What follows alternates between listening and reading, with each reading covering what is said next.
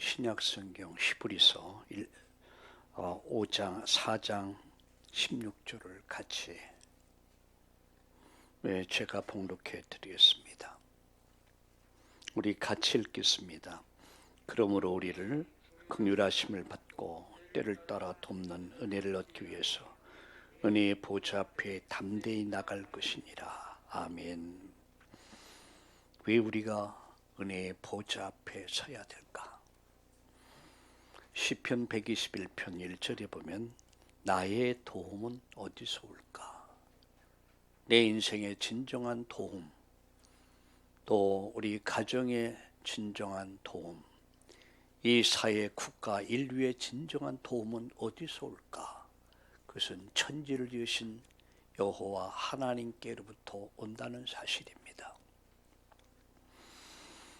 오늘 저는 일부 메시지 은혜의 보좌 앞에 이런 제목으로, 또 2부에서는 선행이라고 하는 주제로, 또 3부에서는 성령의 열매 이런 제목으로 오늘 3번에 걸쳐서 말씀을 전하고 같이 응답을 확인하고 누리려고 합니다. 오늘 본문에 보니까 긍휼하심과 또 은혜와 긍휼하심과 은혜를 얻기 위해서 은혜의 보좌 앞에 나가라 이렇게 말씀하죠.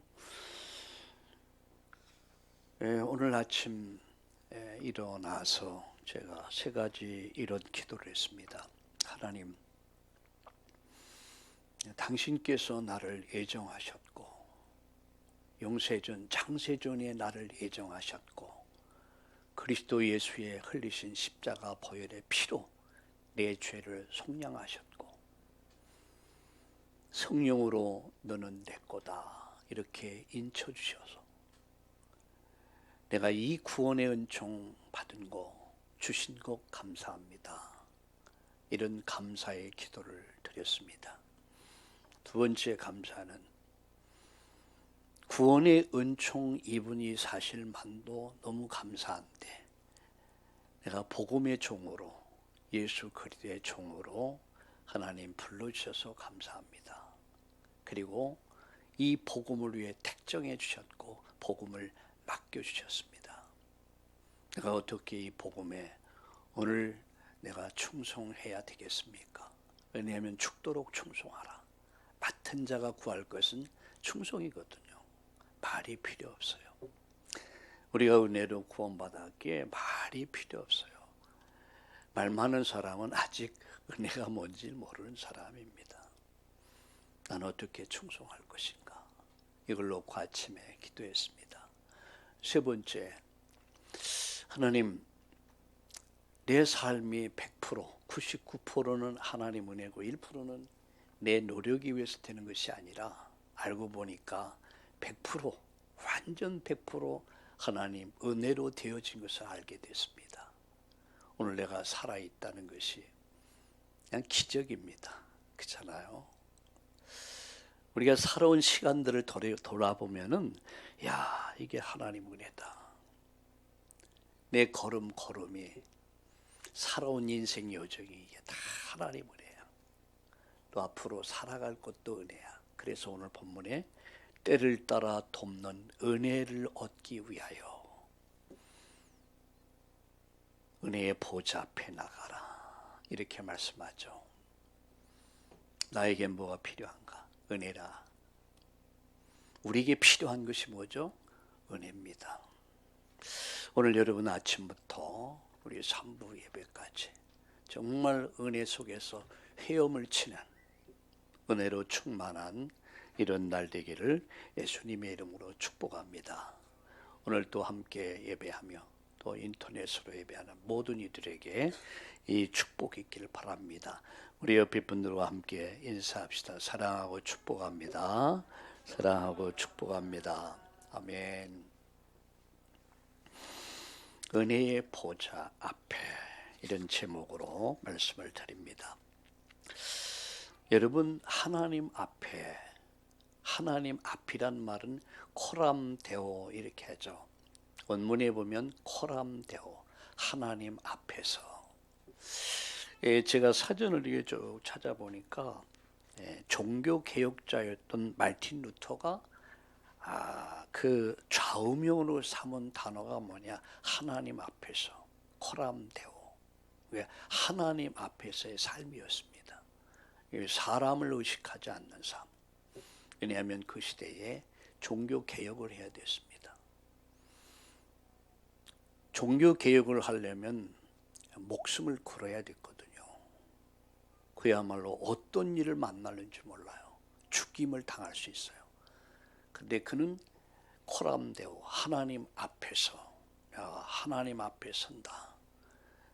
근데 이것이 이 믿음을 가지고 마르틴 루터가 종교 개혁을 시작합니다. 여러분, 요한 칼빈도 마찬가지예요. 개혁자 아니겠습니까? 종교 개혁자들. 이게 코람데오, 하나님 앞에서. 우리가 하나님 앞에 선다면 우리가 두려울 것도 없고 겁낼 것도 없고 불안할 것도 없습니다. 하나님 앞에서 코람데오. 근데 인간이 어떻게 하나님 앞에 나갈 수 있는가? 2부에 비해서 선행이라고 하는 제목으로 말씀을 드리려고 했는데, 과연 인간이 어떻게 하나님 앞에 나갈 수 있는가? 죄인이 어떻게 하나님 앞에 설 수 있는가? 불가능합니다. 로마서 3장 23절에 모든 사람이 죄를 범해서 하나님 영광에 이를 수 없게 됐다. 그러면 죄인은 절대 하나님 앞으로 나갈 수 없어요. 또 보좌 앞에 설 수가 없습니다. 또 영생에 들어갈 수가 없습니다. 어떻게 죄인인 우리가 하나님 앞에 설 수 있냐? 그것은 거기서 나온 것이 바로 이신득의, 이신층의 이런 단어가 나온 겁니다. 로마서 1장 17절에 보면 복음에는 하나님 의가 나타나서 믿음으로 믿음에 이르게 하나님, 오직 의인은 믿음으로 말미암아 살리라. 우리가 의롭게 되는 길, 우리가 하나님 앞에 나가는 길, 우리가 하나님 만나는 길, 천국 가는 길, 영생의 길이 바로 오직 믿음. 히브리서 9장 12절에 보면 염소와 송아지 피가 아닌 자기 피로 영원한 속죄를 이루셨다. 단번에 성소에 들어가셨느니라. 우린 그 피의 공로 의지에서 하나님의 의가 되신 그 이름을 가지고 우리가 하나님 앞에 설 수 있음을 믿으시길 예수님의 이름으로 축원합니다. 우리가 하나님 보좌 앞에서 이 주일날 세 가지 축복을 찾아내야 합니다. 첫 번째 우리가 찾고 누릴 축복이 뭐죠? 나에게 주시는 말씀입니다. 여러분, 다메섹의 사도 바울이 다메섹의 공문을 가지고 예수 믿는 사람들을 체포하기 위해서 가고 있을 때 많은 사람들이 있었습니다. 그런데 유독 바울만 은혜를 받았어요. 바울만 말씀을 받았습니다. 로마서 16장에 보면 24명 정도의 여러분 중직들이 제자들이 나옵니다. 그런데 그 외에 수많은 사람들이 있었습니다. 그런데 왜 24명만 기록되고 있을까? 한 사람. 오늘 여러분 예배를 드리는데 어떤 사람에게는 하나님의 음성이 들릴 것입니다. 어떤 사람에게는 하나님의 말씀이 들릴 겁니다. 그 말씀이 나에게 레마로 들려와야 돼요. 나에게 주시는 말씀. 우리 모두에게 주신 말씀입니다. 그런데 그 말씀이 나에게 주는 말씀이 있어야 돼요. 그 말씀을 붙잡아야 돼요. 어떤 사람은 예배를 드렸는데 어마어마하게 은혜를 받았어. 그리고 하나님의 음성을 딱 들었어요. 근데 어떤 사람은 맹송맹송해. 감동이 없어. 감흥이 없어. 나에게 주시는 말씀, 여러분 강단의 말씀, 사도행전 2장 41절과 42절에 보니까 사도의 가르침을 받아 그 말씀을 들었습니다. 강단의 말씀을 히브리서 4장 12절, 시편 119편 105절 생명의 말씀으로 받아야 합니다. 생명의 말씀으로 받아들여라. 살아납니다. 뭐가 살아나? 내 영혼이 살아납니다. 소송함을 얻어 소생. 말씀은 살아있거든요. 그래서 말씀은 재창조의 능력이 있습니다. 말씀을 듣다가 치유됩니다. 생명의 말씀으로. 사도행전 2장 44절과 47절에 생활의 말씀으로 받아야 돼요. 이 말씀이 가정으로, 직장으로, 삶으로 연결돼야 됩니다. 그래서 이 주일날 이것도 하고 저것도 하고 만나기도 하고 팀사역도 하고 많은 일을 하지만 가장 중요한 것은 나에게 주시는 하나님의 말씀을 받아야 돼요. 그 음성을 들을 수 있어야 합니다. 여러분, 모세가 호렙산에서 떨기나무 가운데 하나님의 음성을 듣습니다. 바울이 다메섹에서 우리 예수님 말씀을 듣습니다. 오늘 여러분 예배하면서 내가 제일 먼저 집중해야 될 게 뭡니까? 하나님의 음성을 들어라. 하나님 말씀을 들어라. 두 번째입니다. 나에게 주신 응답을 찾아야 돼요. 하나님 오늘도 응답하십니다. 오늘 아침에도 응답하시고 오늘 하루 종일 응답하시고 24시 25 영원히 하나님 우리에게 응답의 길로 인도하십니다. 그 응답을 찾아내라. 구하라, 찾으라, 두드리라, 찾으라, 찾아내라. 아, 이게 응답이구나. 찾아내라. 저는 목요일 날, 수요일 날 아침에 출발해서 전주까지 또 가서 신방 투가정하고 수요 예배 식사하고 수요 예배 드리면서 또 돌아오면서 이게 응답이구나. 이게 말씀이 성취되는구나. 왜냐하면 여러분 연초에 우리 원단 메시지가 뭐였습니까? 일어나자. 내 빛을 발하자. 이 빛이 증거되고 선포되면은 이 복음을 들은 많은 사람들, 원방의 아들, 딸들이 돌아오고 바다의 풍부 열방의 재물들이 돌아오게 될 것이다. 내가 너를 영화롭게 할 것이다. 그것을 확인이 되더라고요. 말씀이 이렇게 이루어지는구나. 이게 바로 이게 응답이구나, 이게. 그러니까 이게 확인되니까 기분이 엄청 좋아요. 행복하고 감사하고. 여러분 응답을 찾아내셔야 합니다. 구하라, 찾으라. 다 지나가 버려요. 어젠가 그저께 어느 누구와 통화하면서 그런 얘기를 했어요. 아이들 낳고 기르는 거 어렵다, 힘들다. 얼마나 힘드냐. 옛날에 우리 오경 권사님 아이들과 함께 이렇게 보면 많이 울었어요. 내가 봐도 너무 힘들어가지고 내가 또 여러 번 봤거든. 근데 지금 얼마나 행복해 보여. 다 지나가는 거예요.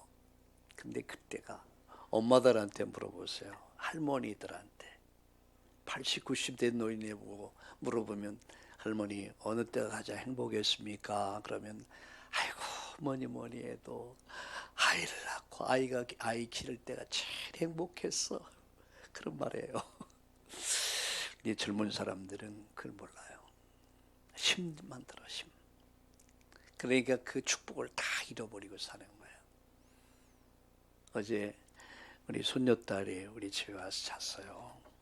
잠든 모습을 보니까 이쁘더라고요. 참 예쁘다.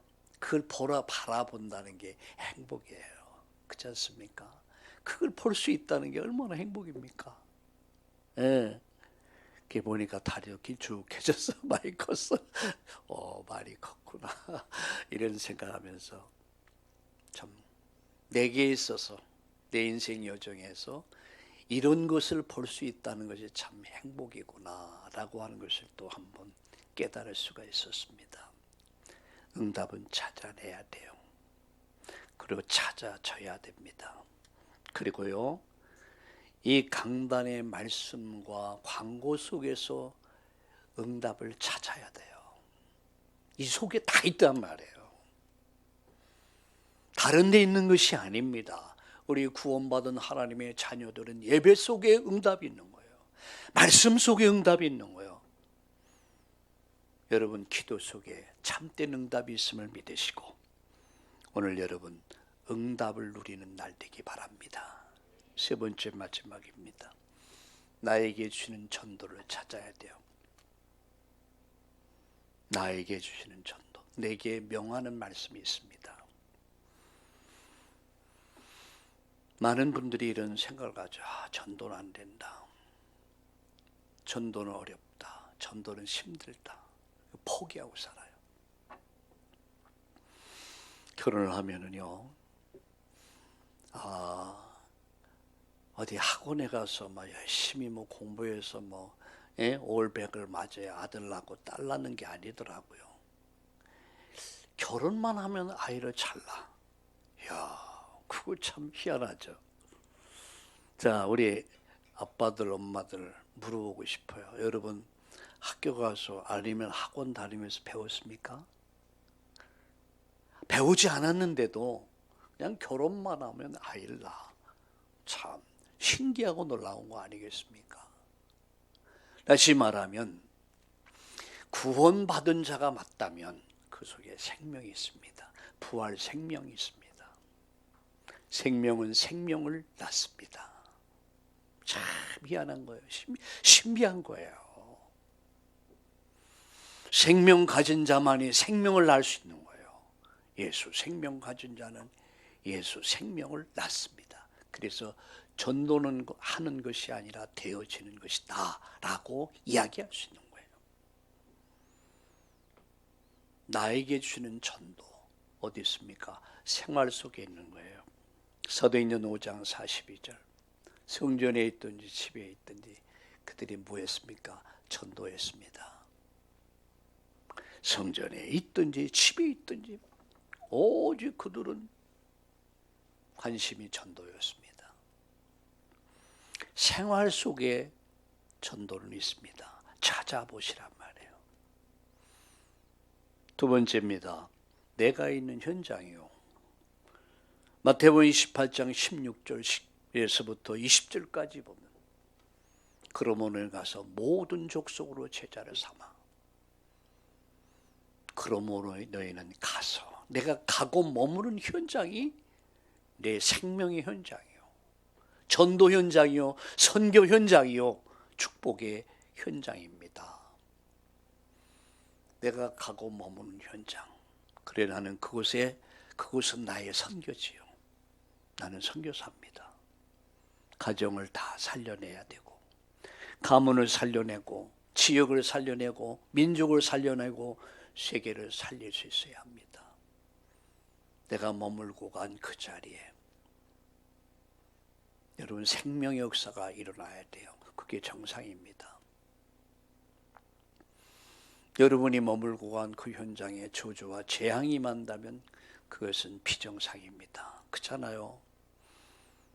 여러분 한 사람 때문에 복음을 들었는데 여러분 인생이 바뀌고 여러분 때문에 가정이 바뀌고 가문이 바뀌고 지역이 바뀌고 민족이 바뀌고 인류가 바뀌고 이게 생명의 역사라. 130년 전 토마스 선교사가 복음 갖고 이 땅에 왔다. 순교합니다. 칼을 맞아서 숨지면서 마지막 복음서를 전해줍니다. 그리고 시간이 흘러서 여러분 아펜셀라, 언도우드, 알렌, 많은 선교사들이 계속 복음 전해주기 시작해요. 130년이 지난 오늘 우리 한국은 전 세계 선교의 대국이 됐습니다. 경제 대국이 됐습니다. 군사 대국이 됐습니다. 반드시 선교와 전도와 선교가 가는 곳곳마다 정치 개혁이 일어났고 경제 개혁이 일어났고요. 사회 개혁이 일어났어요. 70년 만에 우리는 폐허에서 경제 대국을 이루었고 군사 대국, 선교 대국이 되었습니다. 우연일까요? 아닙니다. 하나님의 축복입니다. 항상 경제는 선교, 전도와 함께 갑니다. 너희는 먼저 그의 나라와 그의 의를 구하라. 그리하면 이 모든 것을 더해줄 것이다. 여러분이 정말 나와 우리 후대에 무엇을 물려주겠습니까? 전도, 선교 정신을 물려줘야 합니다. 이번에 선교대회 또 우리 교회가 다음 주에 하는 선교대회가 바로 이런 의미에서 우리 전 성도들이 선교가 뭔가를 한번 선교에서 뜨거운 사명을 회복하고 차세대 선교사를 발굴하고 또 선교사님들을 위로하고 힘을 주자. 그래서 5월 8일 우리는 선교대회를 우리 교회가 합니다. 붙이기를 오랫동안 했지만 제1회 새로운 시작이야. 여러분, 나에게 주는 전도, 나에게 주는 선교, 나는 무엇을 할 것이냐. 그래서 생활 속에, 현장 속에, 그리고 평생 나의 전도를 찾아보세요. 나의 선교를 찾아보세요. 그리고 나는 어떻게 이 일에 헌신할 것이냐. 이 축복을 찾고 누리기를 예수님의 이름으로 축원합니다. 축원합니다. 마지막 결론 맺습니다. 코람데오, 하나님 보좌 앞에 나가자. 어떻게 나갑니까? 나의 의가 아닙니다. 선행이 아닙니다. 이 부예배에서 말씀드리겠습니다. 하나님의 의, 복음에는 하나님 의가 나타났다. 그 하나님의 의가 예수 그리스도다. 송아지 그리고 오늘 정말로 염소와 송아지 피가 아닌 자기 피로 영원한 속죄를 이루셨다. 그래서 단번에 성소에 들어가셨다. 한꺼번에 끝내 내가 다 이루었다. 그 의 대신 예수 그리스도의 이름으로 우리가 하나님 앞에 오늘도 설 수 있음을 믿으시길 바랍니다. 우리가 하나님 앞에서 세 가지를 찾자. 첫째는 하나님 주시는 말씀을 붙잡아라. 두 번째, 하나님 주시는 응답을 찾자. 세 번째, 하나님 나에게 주시는 전도, 그걸 찾자. 그래서 평생 나는 어떻게 전도자로 선교사로의 삶을 살 것이냐. 가는 선교사, 보내는 선교사로 살자. 결론적으로 내가 살아야 할 이유가 있어야 될 거 아닙니까? 내가 정말 건강할 이유가, 내가 경제에 축복받을 이유를 가지고 이유 있는 삶을 살 수 있기를 예수님의 이름으로 축복합니다. 하나님 감사합니다. 은혜의 보좌 앞에 담대히 나갈지니라. 코람데오, 오늘로 하나님 앞에 서는 저들, 우리 참다운 교회가 되게 하여 주옵소서. 하나님 말씀을 듣는 날이 되게 하여 주시옵소서. 하나님의 응답을 찾는 날이 되게 하여 주시옵소서. 나에게 주는 전도, 나의 선교를 찾아 한 나라를 담당할 수 있는 그런 능력을, 축복을 우리 성도님들에게 허락해 주시옵소서. 이유가 있는 삶을 살게 하시고 건강할 이유, 경제 축복받을 이유를 갖고 오늘을 살게 하여 주옵소서. 오늘 이 주일날이 내 인생 속에 최고의 날이 되게 하시고 하나님의 음성을 듣고 응답을 확인하고 다시 한번 전도 선교에 올인하는 멋진 인생으로 새롭게 개혁되는 패러다임이 바뀌는 역사가 일어나게 하여 주시옵소서. 예수님의 이름으로 축복하며 기도드리옵나이다. 아멘.